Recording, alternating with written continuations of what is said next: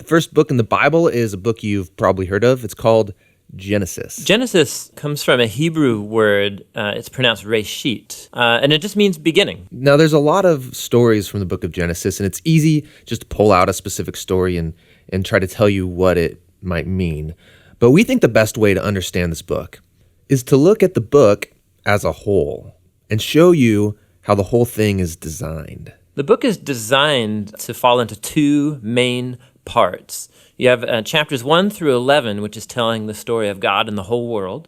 And then you have the second part, which is about God and Abraham's family. That's chapters 12 through 50. And how the two of those parts relate, that's where you find the message of the book. Okay, so let's start back at the beginning. The first part of Genesis begins with a creation story where God creates everything. And how exactly that happens, of course, that's where all the debates come. But he takes a dark, watery chaos and he turns it into a beautiful garden where humans can flourish. That sounds nice. It does sound nice. In fact, 7 different times God says of all that he's made that it's good. And this is where we meet the first human characters in the Bible, Adam and Eve. They're both individual characters, but they're also representative. Adam is the Hebrew word for humanity, and Eve is the Hebrew word for life.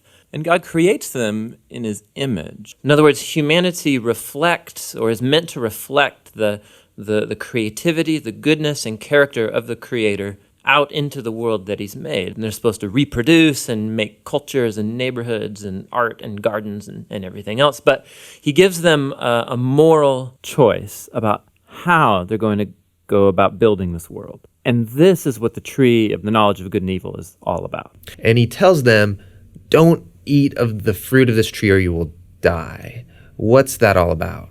So up till now, God has been the one defining and providing what is good. And so God is the one with the knowledge of good and evil. But now this tree represents a choice. Will the humans trust God's definition of good and evil, or are they going to seize the opportunity and define good and evil for themselves? And Adam and Eve eat the fruit. This is the core biblical explanation for that concept of sin, that desire to call the shots myself. It's the inward turn of the human heart to do what's good for me and my tribe, even if it's at the expense of you and your tribe. And the problem is humans are horrible at defining good and evil without God. And so now that humanity's made this choice, things get really bad. So Genesis 3 through 11 is like tracing this downward spiral of all humanity. So Adam and Eve, they can't trust each other anymore. And so there's a little story about how they were naked and felt fine about it beforehand, but now they feel shameful because all of a sudden Adam's definition of good and evil might be different than Eve's, and so they hide from each other. Then there's another story of temptation. Cain is jealous of his brother Abel, and he gives in and kills him. There's a story right after Cain about a guy named Lamech, and all we know about Lamech is that he accumulates wives like property, and he sings songs about how he's a more violent, vengeful person than Cain ever was, and he's proud of it. Things get so bad with the human race that we see God decide to just wipe us out. Yeah, we typically think of the flood story is about God being angry, but it actually begins with God's sadness and grief about the state of his world. And so out of his passion to preserve the goodness of his world, he washes it clean with the flood. But there's a glimmer of hope. He chooses Noah and his whole family, and he saves them on this boat. Yeah, don't forget about the animals. Right, and the animals.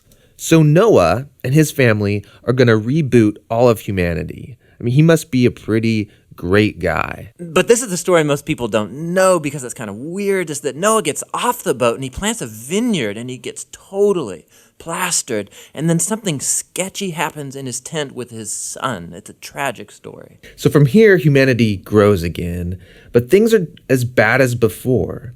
And the last story is the famous story of the Tower of Babel. And in this story, you have all of the nations uniting together to use this new technology they have, the brick. And they want to make a name for themselves and build this big city with a huge tower that will reach up to the gods. But God knows that this city will be a nightmare. And so in his mercy, he scatters them. And all of these stories, they're underlining the same basic idea. When humans seize autonomy from God, when they define good and evil for themselves, it results in a world of tragedy and death. And this leaves you wondering, is there any hope for humanity? Yes, yeah, there is. It's the very next story that answers that question. It's the beginning of God's mission to rescue and restore his world.